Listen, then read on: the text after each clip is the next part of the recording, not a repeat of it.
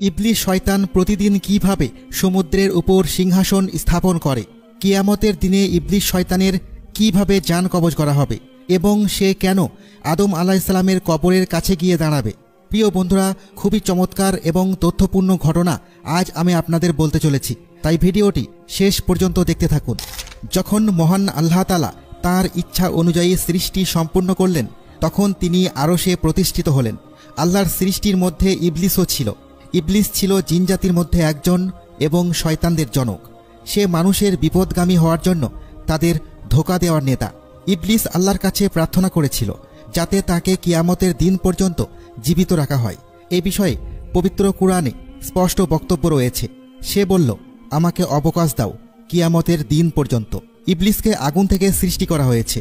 সে ফেরেশতাদের সঙ্গে বসবাস করত এবং তাদের সঙ্গে আল্লাহর ইবাদত করত, কিন্তু সে ফেরেশতাদের অন্তর্ভুক্ত ছিল না।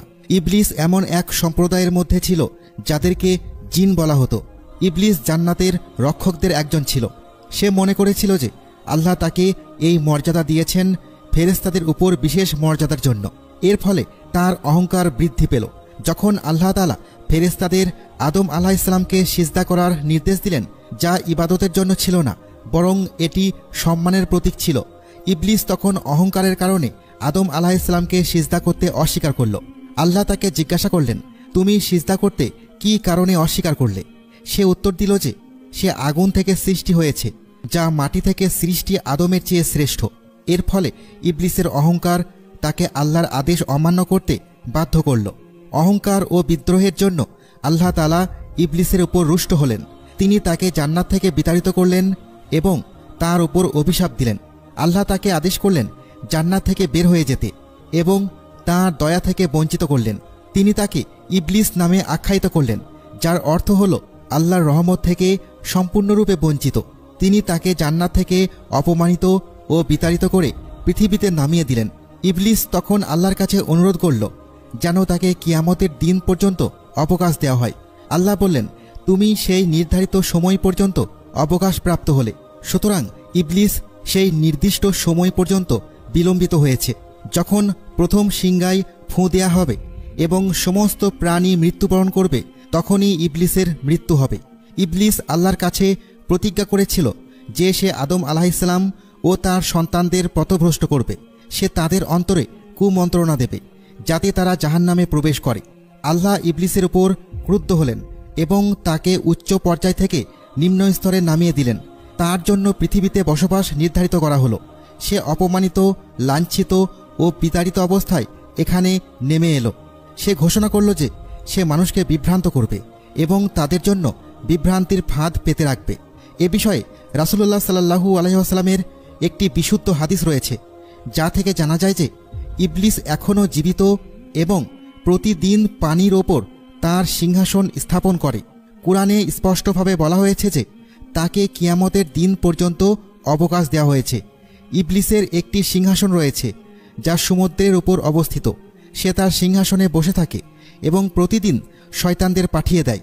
তার প্রেরিত শয়তানরা মানুষদের মধ্যে বিভ্রান্তি ও ফিতনা সৃষ্টি করে। আল্লাহ আমাদের বলেছেন যে ইবলিসের সন্তান সন্ততি রয়েছে।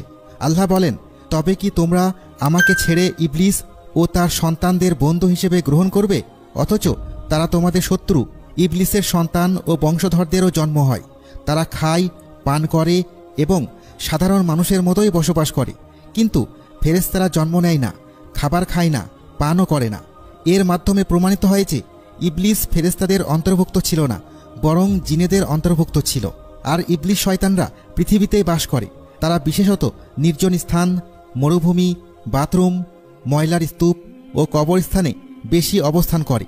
আল্লাহ রাসূল সাল্লাল্লাহু আলাইহি ওয়াসাল্লাম আমাদের এসব জায়গায় প্রবেশের আগে দোয়া পড়ার নির্দেশ দিয়েছেন, যাতে শয়তানের ক্ষতি থেকে রক্ষা পাওয়া যায়। শয়তানরা বিশেষ করে তাদের অধিক সংখ্যায় ছড়িয়ে পড়ে এবং ভিড়ের মধ্যে ফিতনা সৃষ্টি করে।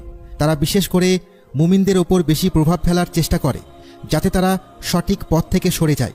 যখন ইবলিসের মৃত্যু আসবে, তখন আল্লাহ তাআলা ফেরেশতাদের আদেশ দিবেন যে তাকে সবচেয়ে কঠিন আযাবের মাধ্যমে মৃত্যুর স্বাদ দিয়ে জান কবজ করতে হবে।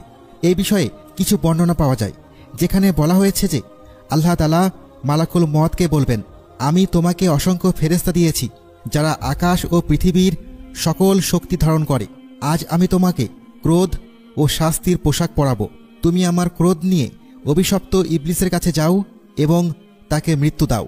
এরপর মৃত্যুর ফেরেশতা এমন এক ভয়ঙ্কর রূপ ধারণ করবে যা আকাশ ও পৃথিবীর সব প্রাণী দেখলে আতঙ্কিত হয়ে পড়বে। যখন সে ইবলিসের কাছে পৌঁছাবে তখন ইবলিস এমনভাবে চিৎকার করবে যা পৃথিবীর পূর্ব পশ্চিমের সবাই শুনলে জ্ঞান হারিয়ে ফেলবে। মৃত্যুর ফেরেশতা তখন বলবে, দাঁড়াও ওহে অভিশপ্ত, আজ তোমাকে সেই মৃত্যুর স্বাদ নিতে হবে যা তুমি মানুষদের বিভ্রান্ত করার মাধ্যমে অর্জন করেছ। ইবলিস তখন ভয় পেয়ে পালানোর চেষ্টা করবে। সে প্রথমে পূর্ব দিকে পালাবে, কিন্তু সেখানে মালাকুল মত থাকবে। তারপর সে সমুদ্রে লুকানোর চেষ্টা করবে, কিন্তু সমুদ্র তাকে ফিরিয়ে দিবে। তারপর সে পৃথিবীর এক প্রান্তে থেকে অন্য প্রান্তে পালাতে থাকবে, কিন্তু কোথাও আশ্রয় পাবে না। অবশেষে সে আদম আলাইহিসসালামের কবরের সামনে এসে দাঁড়াবে। সে বলবে, হে আদম, তোমার কারণেই আজ আমি ধ্বংসের মুখে। মৃত্যুর ফেরেশতা তখন তাকে বলবে, আমি তোমাকে জাহান্নামের কঠিন শাস্তির স্বাদ দেব। ইবলিস তখন কাঁদতে থাকবে, মাটিতে গড়াগড়ি দেবে এবং আর্তনাদ করবে। অবশেষে সে তার মৃত্যুর মুহূর্তে সর্বোচ্চ যন্ত্রণা অনুভব করবে। আল্লাহ সর্বজ্ঞ, তিনি জানেন সেদিন কি ঘটবে। আমরা আল্লাহর কাছে দোয়া করি তিনি যেন আমাদের সবাইকে জান্নাতের বাসিন্দা করেন এবং তার স্মরণ, কৃতজ্ঞতা ও সৎকর্মে সাহায্য করেন। আল্লাহ আমাদের হেফাজত করুন এবং সালাম বর্ষিত হোক নবী মুহাম্মদ সাল্লাল্লাহু আলাইহি ওয়াসাল্লাম ও তার পরিবার ও সাহাবীদের ওপর। আমিন।